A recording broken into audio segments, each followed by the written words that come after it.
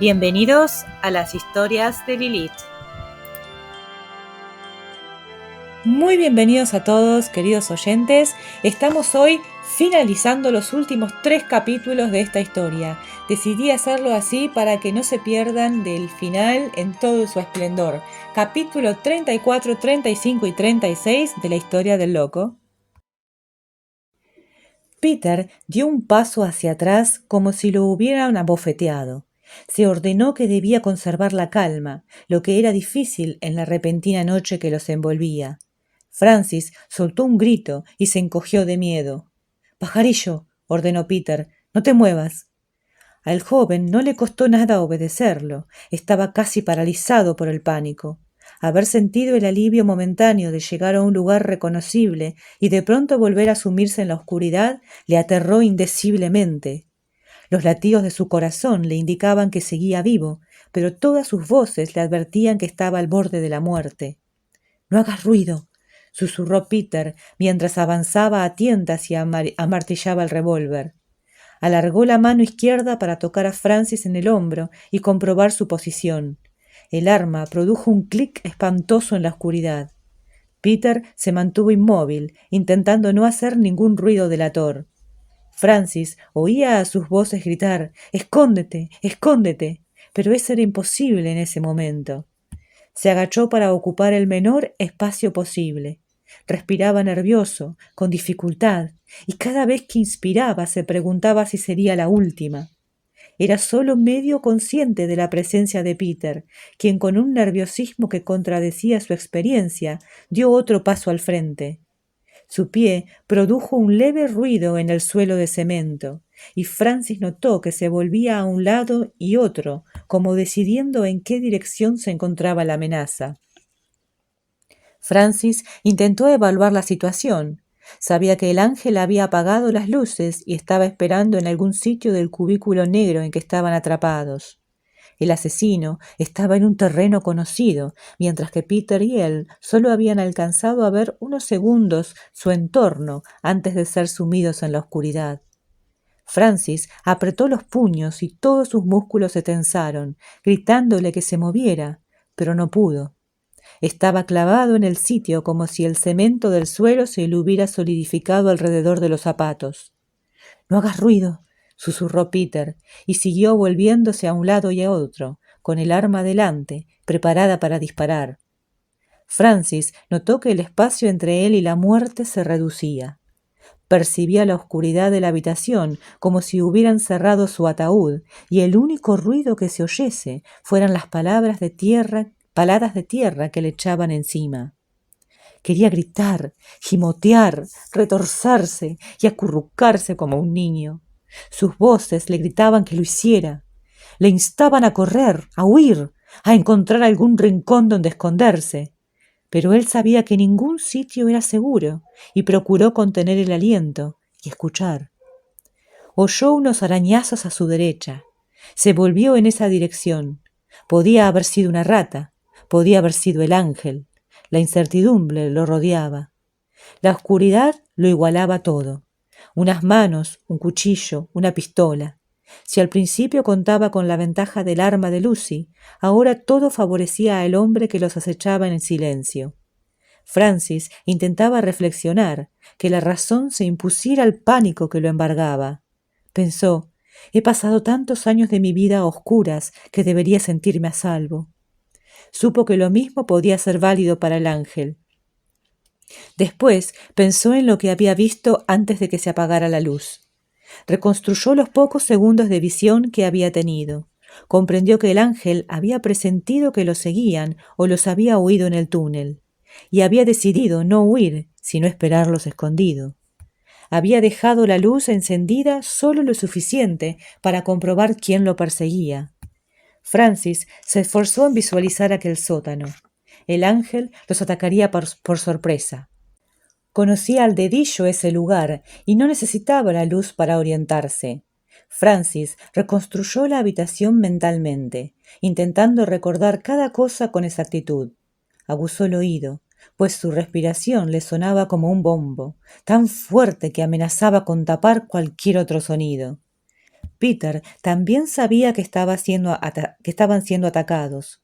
Hasta la última fibra de su cuerpo le gritaba que se hiciera cargo de la situación, que maniobrara y aprovechara el momento. Pero no podía.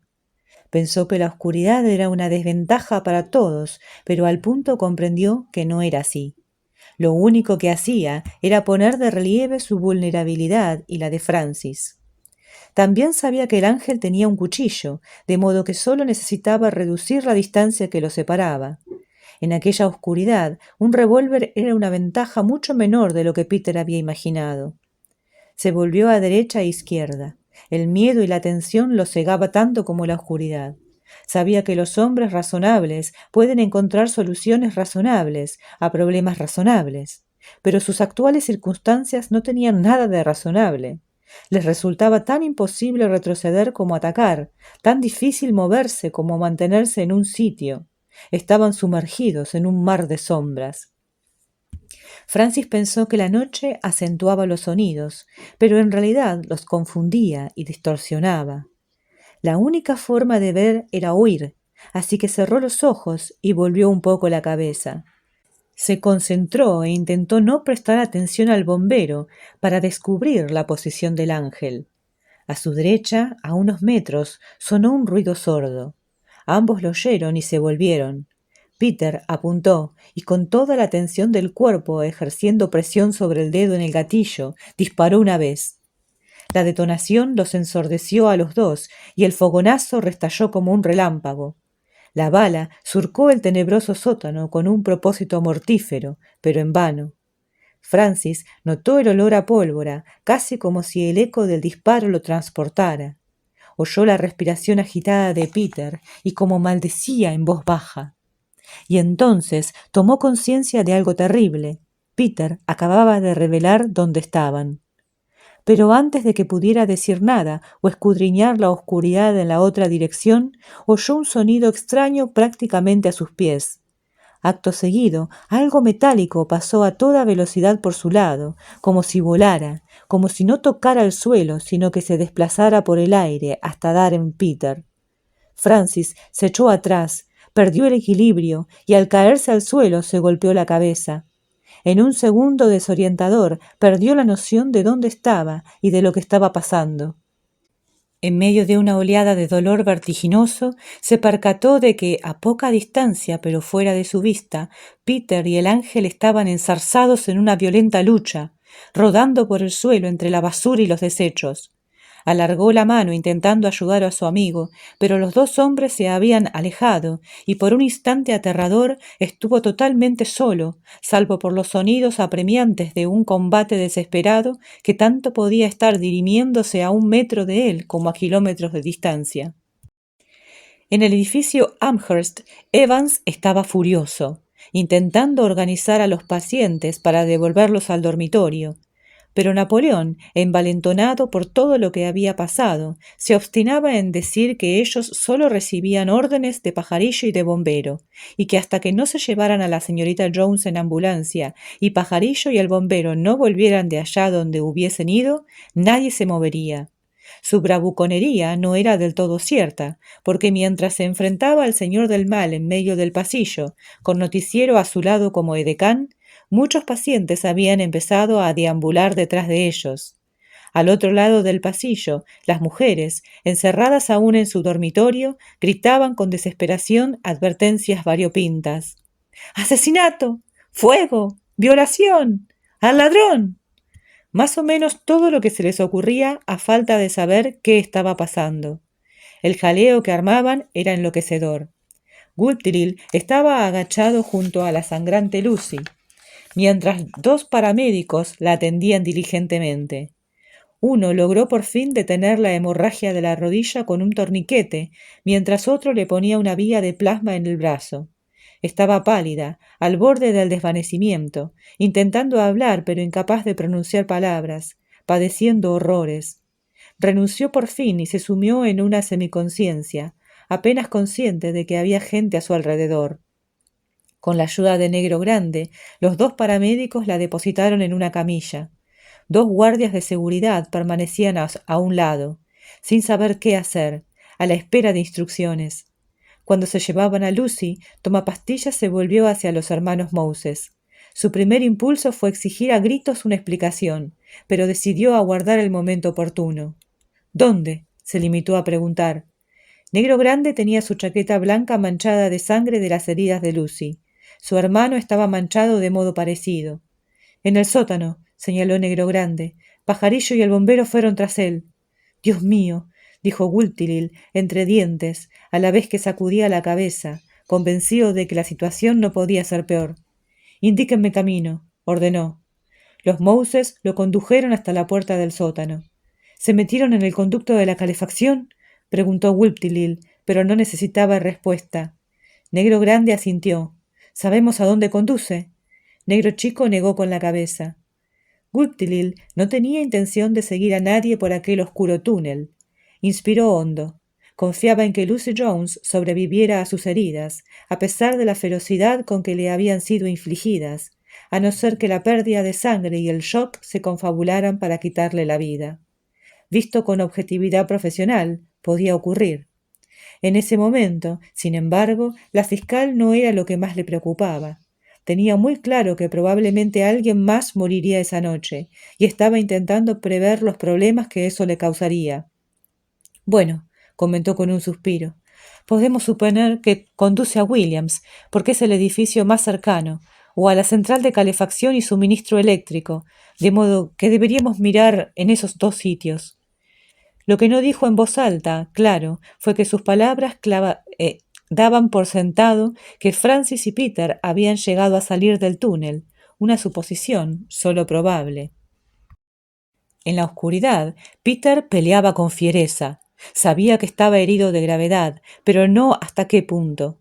Cada elemento de la batalla le parecía independiente, diferenciado, y trataba de analizarlos por separado para presentar una defensa coherente. La herida del brazo le sangraba, y el peso del ángel lo estaba aplastando.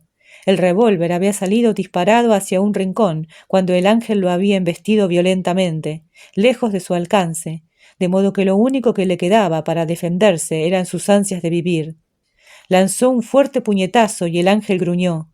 Le propinó otro golpe, pero el cuchillo se le clavó en el brazo y afilado le desgarró la carne.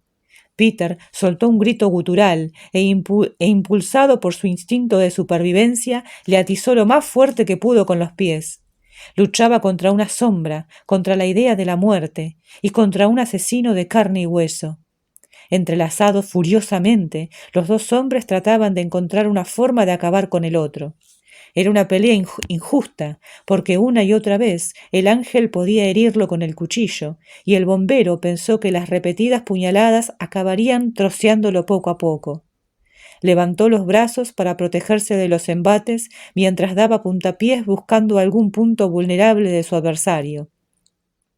Notaba el aliento del ángel, sentía su fortaleza y pensó que no podría competir con la mortífera combinación del cuchillo y la obsesión.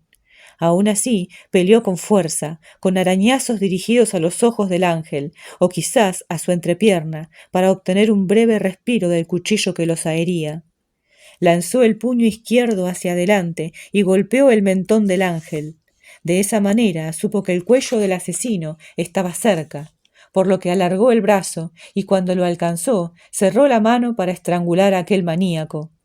Pero en el mismo instante el cuchillo le penetró un costado y le atravesaba la carne en busca del estómago, con la esperanza de elevarse a continuación y destruirle el corazón. El dolor le cegó, y Peter medio gritó y medio sollozó al ser consciente de que iba a morir en ese momento, en aquella penumbra. De inmediato aferró la mano del ángel para intentar retrasar lo que parecía inevitable. Y entonces, de repente, como una explosión, una fuerza inmensa pareció golpear a ambos hombres. El ángel se tambaleó, lo que redujo su presa sobre Peter.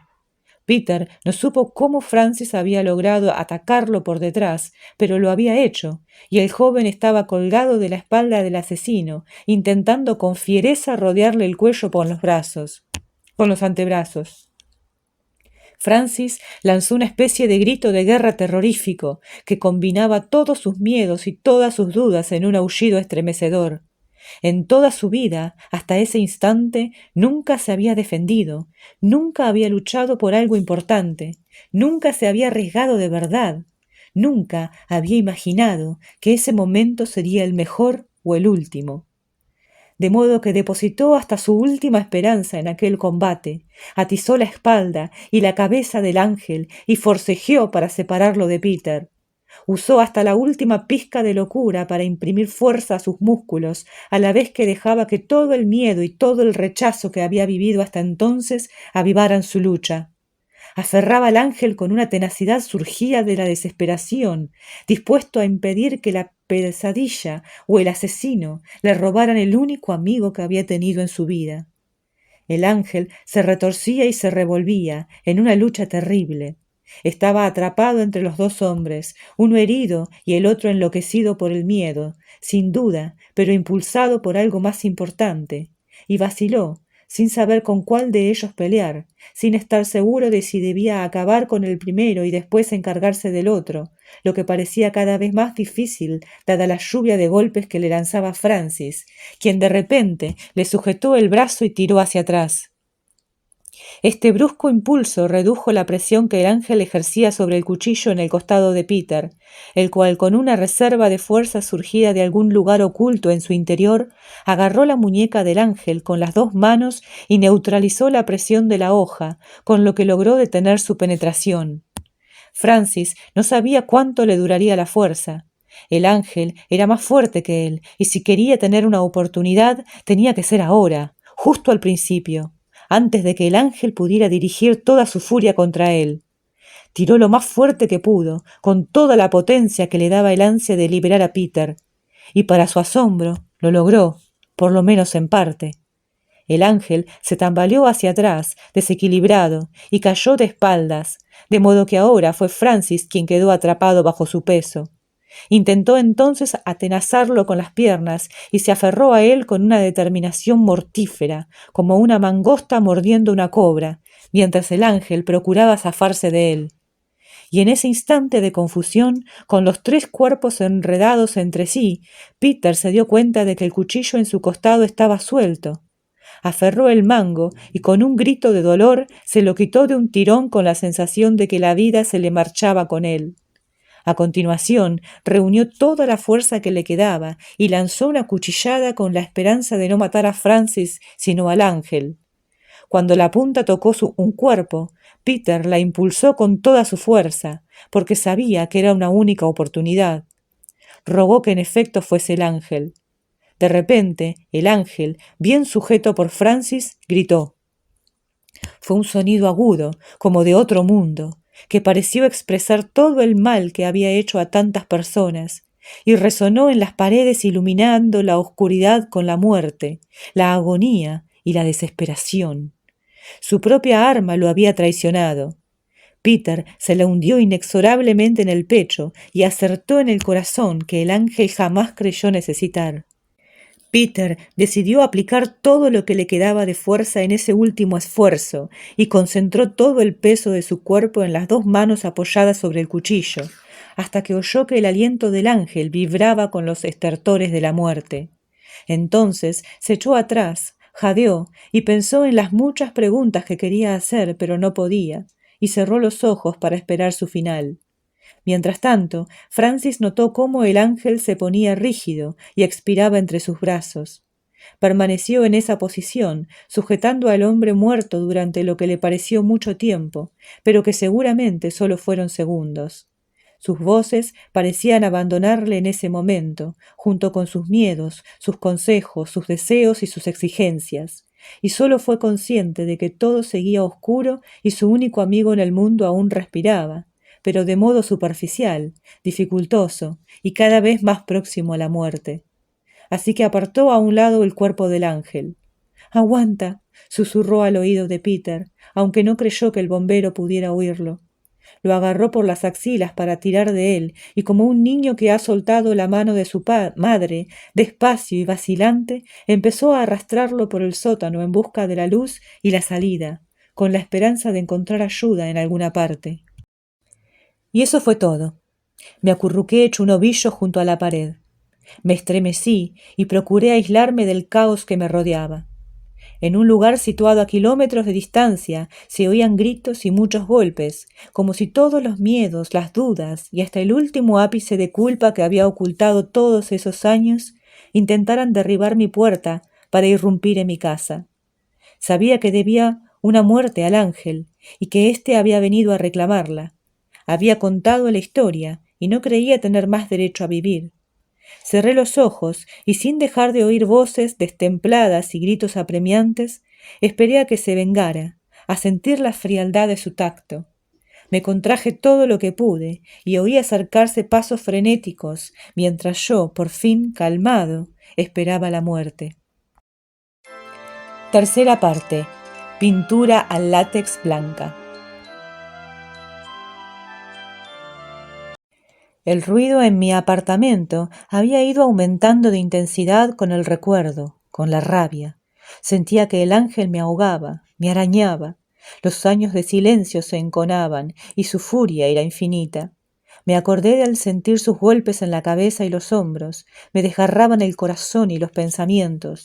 Yo gritaba y sollozaba, y las lágrimas me resbalaban por la cara, pero nada de lo que decía parecía causar ningún efecto ni tener ningún sentido. El ángel era inexorable, imparable. Yo había ayudado a matarlo aquella noche, hacía tantos años, y ahora él había venido a vengarse y sería imposible disuadirlo. Pensé que debía de serlo equitativo, en un sentido perverso. No había tenido ningún derecho a sobrevivir aquella noche en los túneles del hospital, y el ángel ahora reclamaba la victoria que en realidad siempre había sido suya. En el fondo, él siempre había estado conmigo, y por mucho que yo hubiera peleado entonces, y por mucho que peleara ahora, jamás había tenido ninguna oportunidad frente a su oscuridad. Me revolví, lancé una silla a su figura fantasmagórica, al otro lado de la habitación, y vi cómo la madera se partía con estrépito. Grité desafiante mientras evaluaba los escasos recursos que me quedaban, con la absurda esperanza de que aún lograría terminar mi historia, escribiendo en el reducido espacio que en la parte inferior de la pared aguardaba mis últimas palabras. Me arrastré por el suelo, igual que aquella noche. Detrás de mí oí que llamaban a la puerta de modo repentino y enérgico. Eran voces que me resultaban conocidas, pero lejanas, como si me llegaran desde una gran distancia, a través de alguna divisoria que jamás conseguiría cruzar. No creí que fuesen reales. Aún así grité: «¡Marchaos! ¡Dejadme en paz!». Todas esas cosas se habían mezclado en mi mente, y las maldiciones y los gritos del ángel me impedían escuchar los gritos que procedían de cualquier parte que no fueran los pocos metros cuadrados que configuraban mi mundo. Había tirado de Peter, lo había arrastrado por el sótano para alejarnos del cadáver del asesino. Tanteaba el camino y apartaba cualquier obstáculo, sin saber si realmente iba en la dirección adecuada. Cada paso recorrido acercaba a Peter a la seguridad, pero también a la muerte, como si fueran dos líneas convergentes trazadas en un gran gráfico, y cuando se encontraran yo perdería la apuesta y él moriría. Me quedaban pocas esperanzas de que alguno de los dos fuera a sobrevivir, de modo que cuando vi que una puerta se abría y que un rayo de luz disipaba la oscuridad, hice un último esfuerzo con los dientes apretados.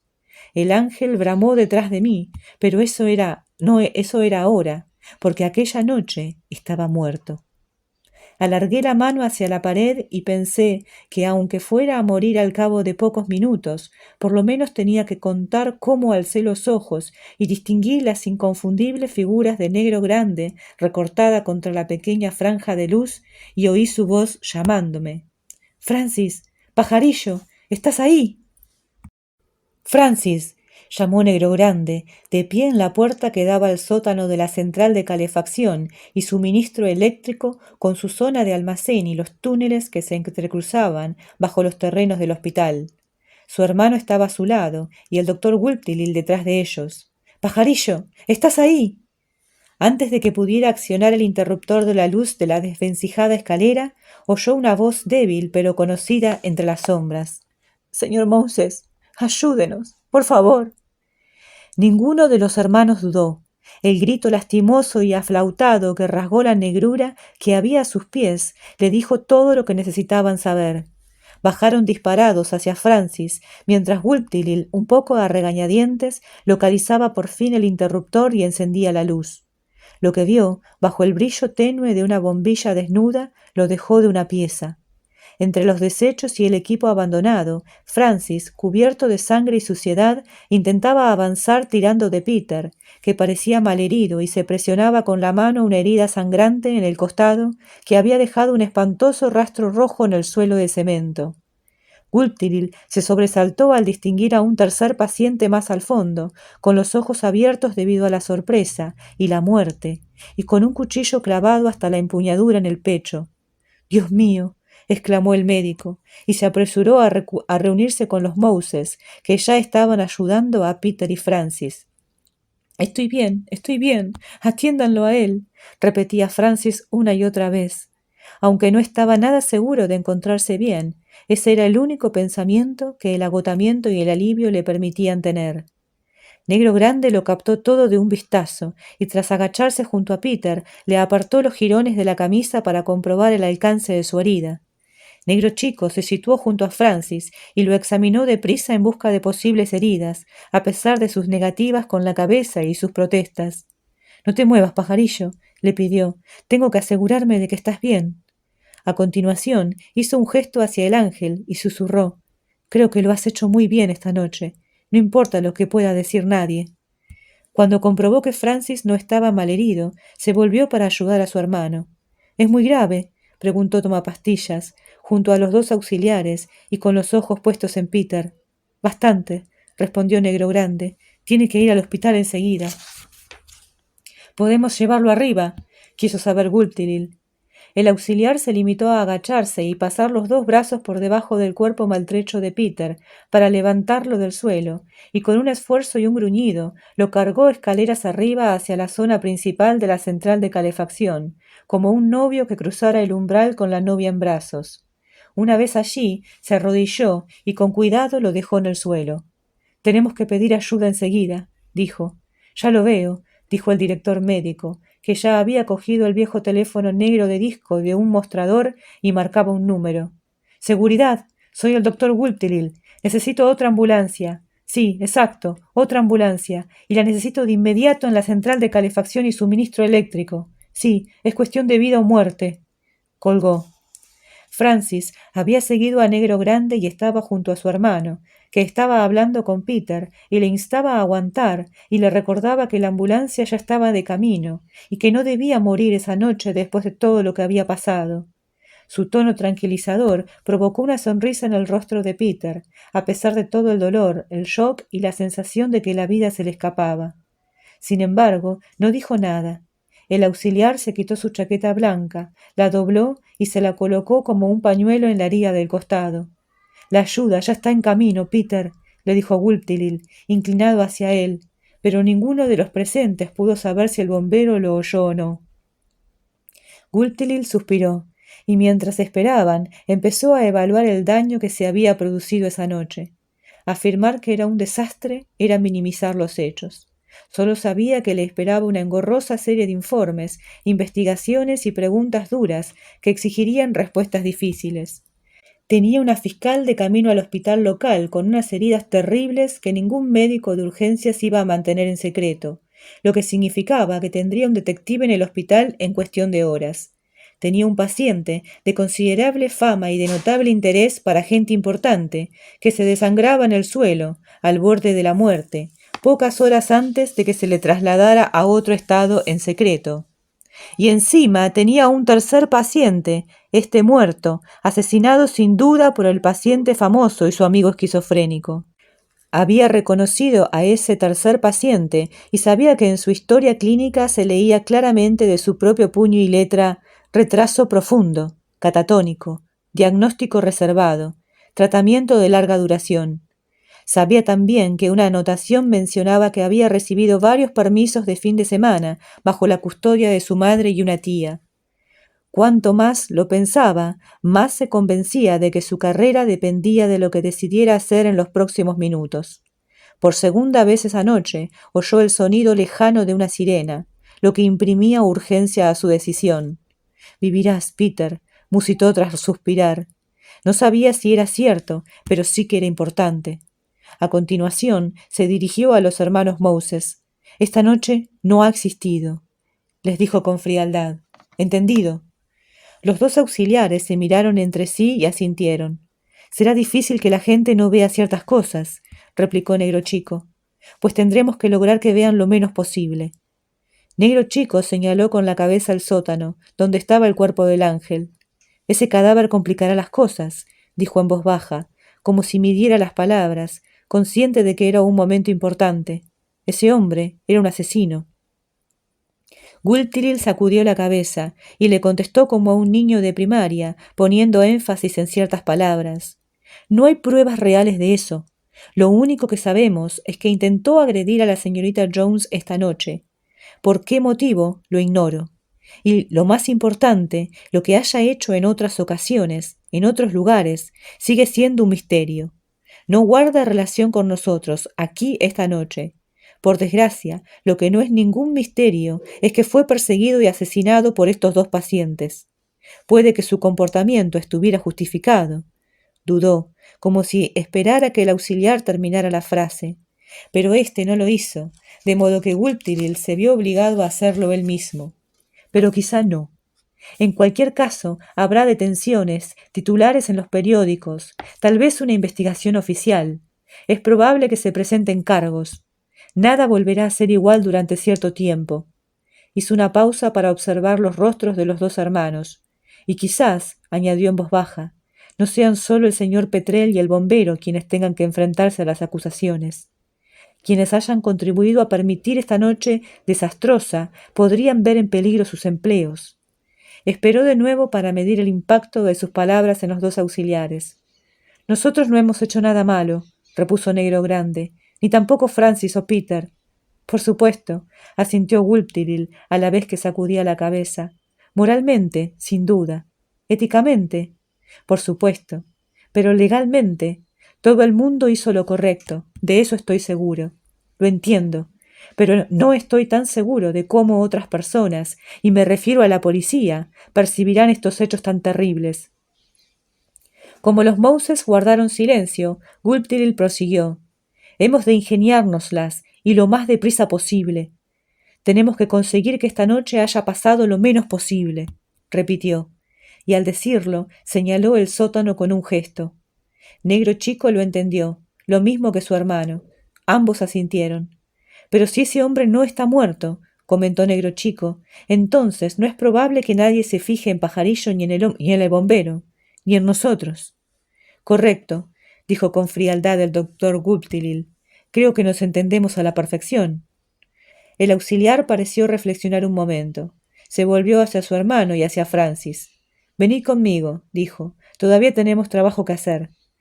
Los guió de vuelta al sótano, no sin antes dirigirse hacia Gulptilil, que estaba junto a Peter presionándole la herida para contener la hemorragia. «Debería hacer la llamada», le dijo. «Dense prisa», asintió el director médico, y se separó de Peter para regresar al mostrador, donde descolgó el auricular y marcó un número. «¿Sí? ¿Policía?», inspiró hondo y prosiguió. «Soy el doctor Gulptilil, del Hospital Estatal Western. Llamo para informar de que uno de nuestros pacientes más peligrosos se ha escapado del hospital esta noche.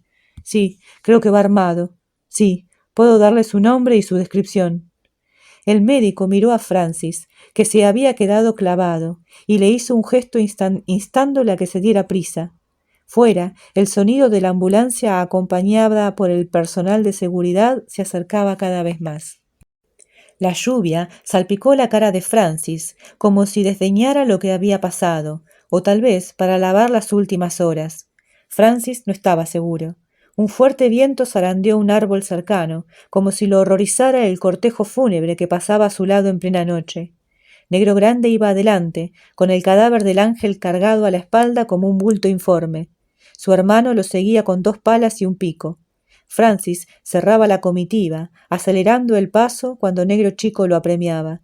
Oyeron llegar la ambulancia a la central de calefacción y suministro eléctrico, y en una pared distante Francis vio el reflejo de sus luces de emergencia. También había un coche negro de seguridad, cuyos faros esculpían un arco de luz blanca en las densas sombras de la noche. Pero los tres estaban fuera de su línea visual y avanzaban a oscuras hacia un extremo de los terrenos del hospital. «No hagáis ruido», pidió Negro Chico innecesariamente. Francis miró el cielo nocturno y le pareció que podía distinguir ricas vetas de ébano, como si algún pintor hubiera decidido que la noche no era lo bastante oscura y hubiera intentado añadir unas pinceladas más gruesas de negro. Cuando volvió a bajar los ojos, supo a dónde iban. No muy lejos estaba el jardín, donde habían sembrado flores. Siguió a los hermanos Moses más allá de la desvencijada valla hasta el pequeño cementerio. Una vez allí, Negro Grande hizo deslizar el cadáver hacia el suelo con un gruñido. Cayó con un sonido sordo, y Francis pensó que sentiría náuseas, pero para su sorpresa no fue así. Observó al ángel y pensó que podía haberse cruzado con él en un pasillo, en el comedor o en la sala de estar, cientos de veces, sin haber sabido quién era en realidad hasta esa noche. No obstante, se dijo que eso no era así, que si alguna vez lo hubiera mirado directamente a los ojos, habría visto en ellos lo mismo que esa noche. Negro Grande cogió una pala y se situó en un extremo del pequeño montículo que señalaba dónde se había dado sepultura a Cleo el día anterior.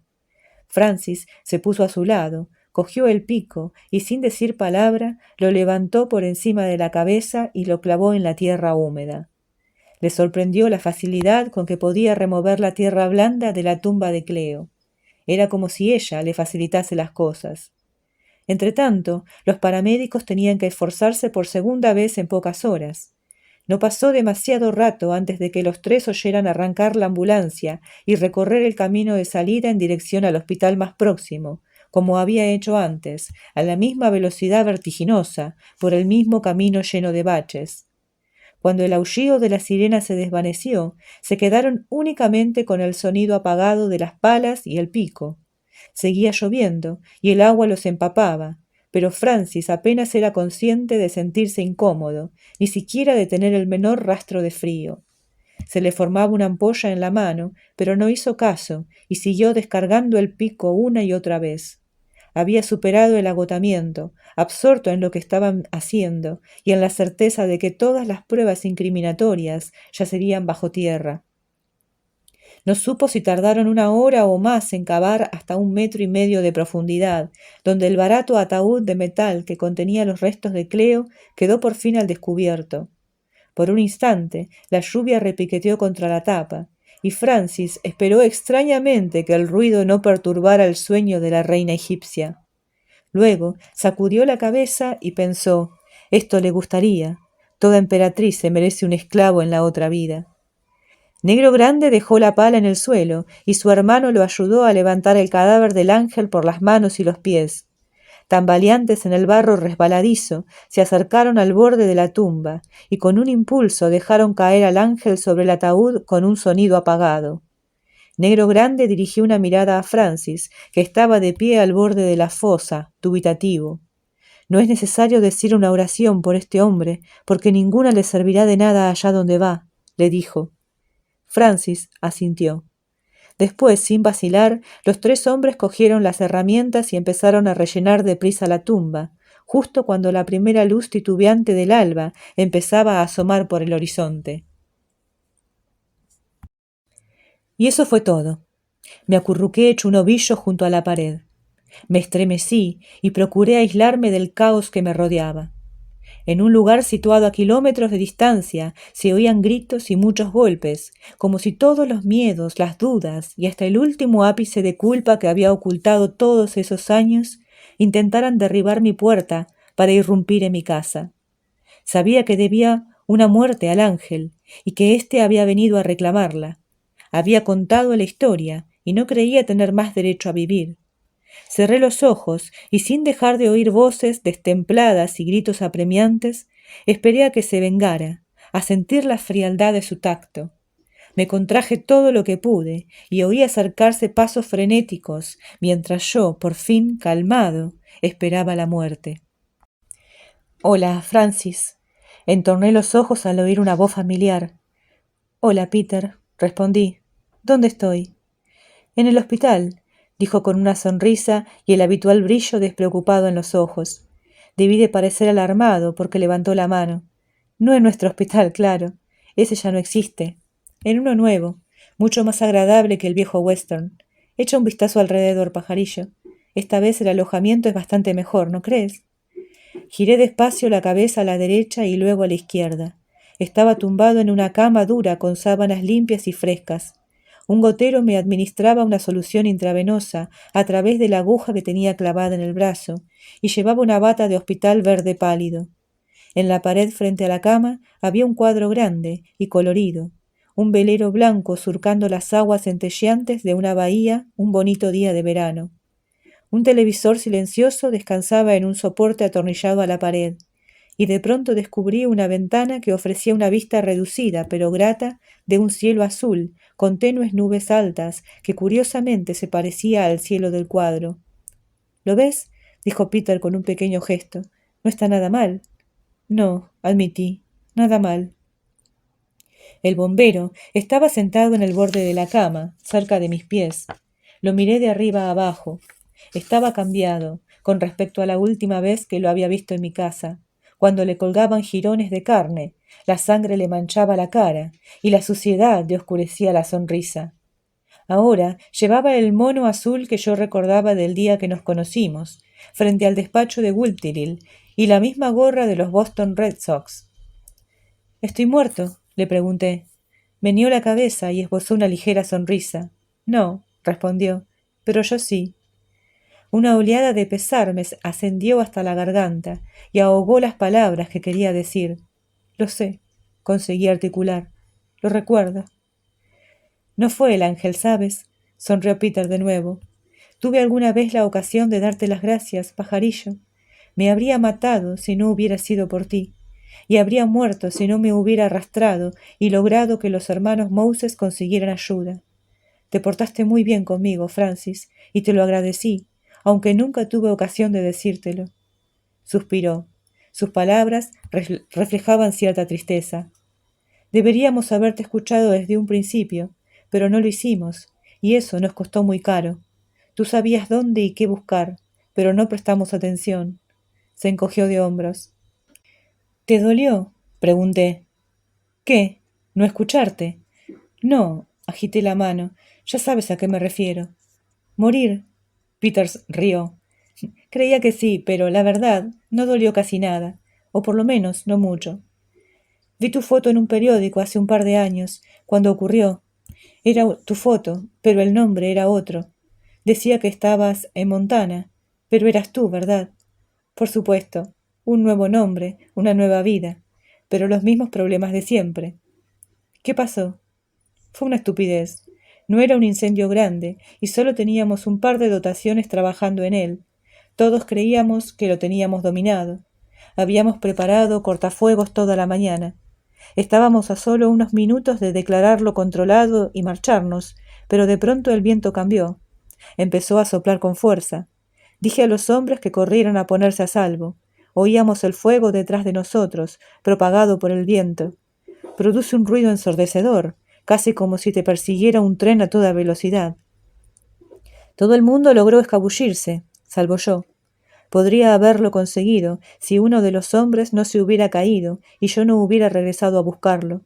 Así que ahí estábamos, con solo una manta ignífuga para protegernos. Se la cedí para que pudiera sobrevivir, y traté de salir por piernas, aunque sabía que no podría. Al final, el fuego me atrapó. Mala suerte, supongo, pero resultó extrañamente adecuado.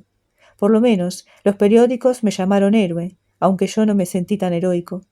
Aquello era más bien lo que había estado esperando, y quizá lo que me merecía, como si por fin todo se hubiera compensado. Podrías haberte salvado, dije. Me había salvado otras veces, comentó encogiéndose de hombros, y también me habían salvado, como hiciste tú, sobre todo.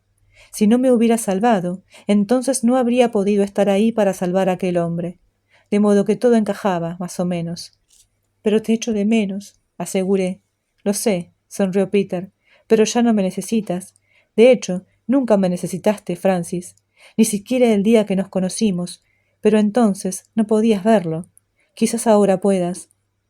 No estaba seguro de eso, pero no dije nada, hasta que recordé por qué estaba en el hospital. Pero, ¿y el ángel? ¿Volverá? Peter negó con la cabeza y bajó la voz.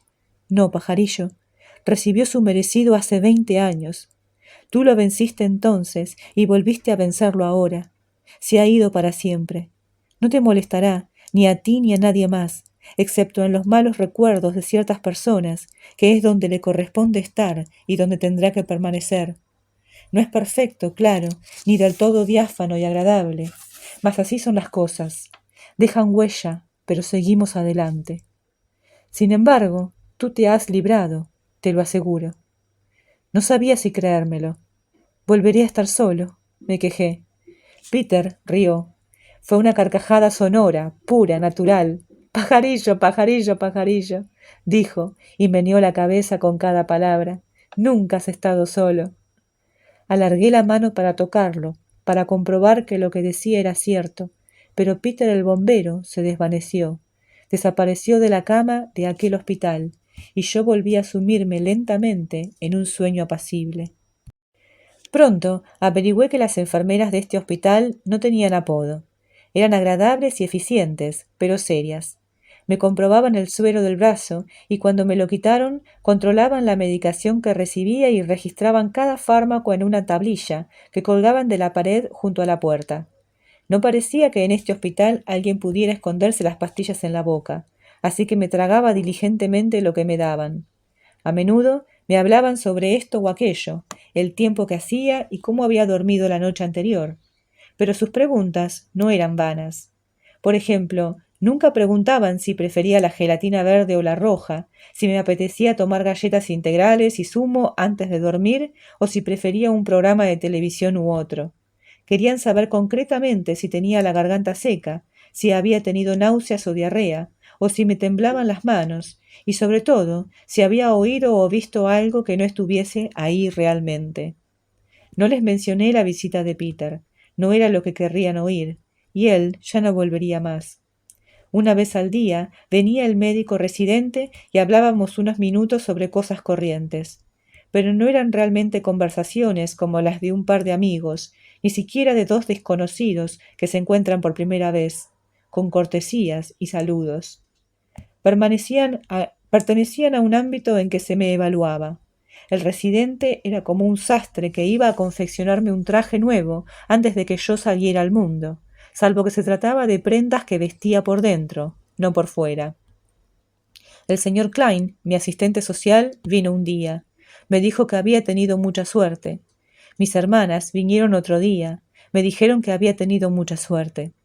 También lloraron un poco y me contaron que mis padres querían visitarme, pero que eran demasiado mayores y no podían, lo que no creí, pero fingí que sí. Les dije que no me importaba en absoluto, lo que pareció animarlas. Una mañana, después de que me hubiera tragado la dosis diaria de pastillas, la enfermera me miró con una sonrisa y comentó que debería cortarme el pelo, porque me iba a casa. Hoy es un gran día, señor Petrel, dijo. Le van a dar el alta. ¡Guau! Exclamé. Pero antes tiene un par de visitas, anunció. Mis hermanas.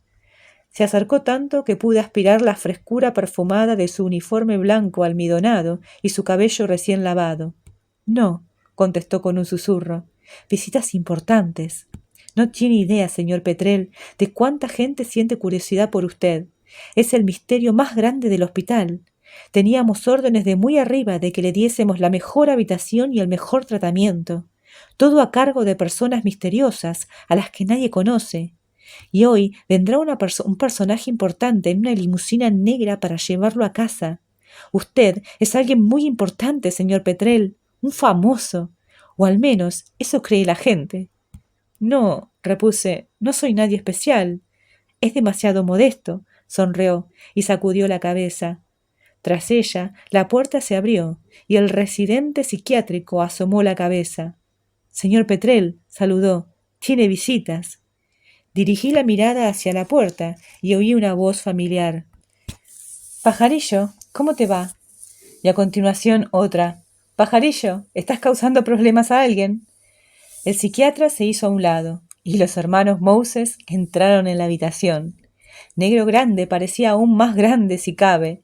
Tenía una cintura enorme que parecía fluir como un océano hacia una gran barriga, unos brazos gruesos y unas piernas como columnas. Llevaba un traje con chaleco azul de raya diplomática, que aunque no soy un experto, me pareció muy caro. Su hermano iba igual de elegante, con zapatos de charol que reflejaban las luces del techo. Los dos tenían algunas canas y el menor llevaba unas gafas de montura dorada que le conferían un cierto aspecto de intelectual. Pensé que habían cambiado la juventud por fortuna y autoridad. «Hola», les dije. Ambos hermanos se situaron a cada lado de la cama. Negro Grande me dio unas palmaditas en el hombro con su manaza. «¿Te encuentras mejor, pajarillo?», preguntó. Me encogí de hombros, pero tal vez no estaba dando una buena impresión, así que añadí: «Bueno, no me gustan todos los fármacos, pero creo que estoy bastante mejor». «Nos tenías preocupados», afirmó Negro Chico, «muy asustados».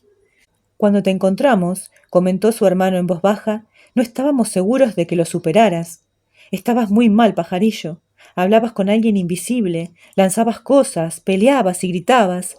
Daba miedo». «Tuve algunos días difíciles». «Todos hemos vivido malos momentos», asintió Negro Chico. «Nos asustaste mucho». «No sabía que erais vosotros quienes iban a buscarme», indiqué. «Bueno», sonrió Negro Grande, y dirigió una mirada a su hermano.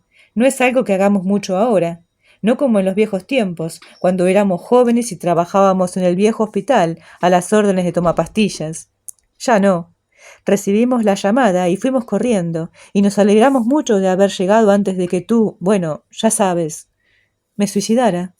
«Si quieres hablar sin rodeos, pajarillo», sonrió. «Sí, exacto». Me recosté en las almohadas y los miré. «¿Cómo supisteis?» «Te vigilamos desde hace cierto tiempo, pajarillo». Negro Chico meneó la cabeza. «Recibíamos informes regulares sobre tus progresos del señor Klein, del centro de tratamiento. Llamadas de la familia Santiago, tus vecinos, que han colaborado mucho. La policía local, algunos empresarios locales, todos ellos nos echaban una mano. Te vigilaban, pajarillo, año tras año.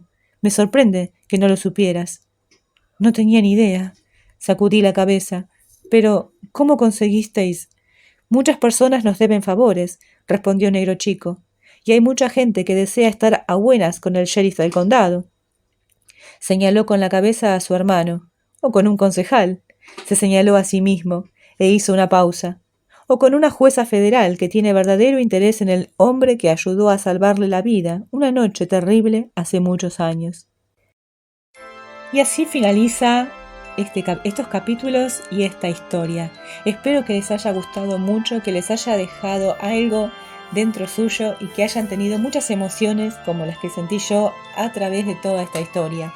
Una maravilla del gran John Katzenbach.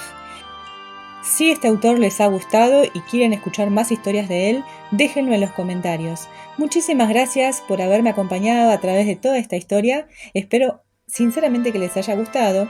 Gracias por suscribirse, por favor suscríbanse, dejen sus likes y comentarios y nos vemos mañana con otra historia increíble. No se lo pierdan.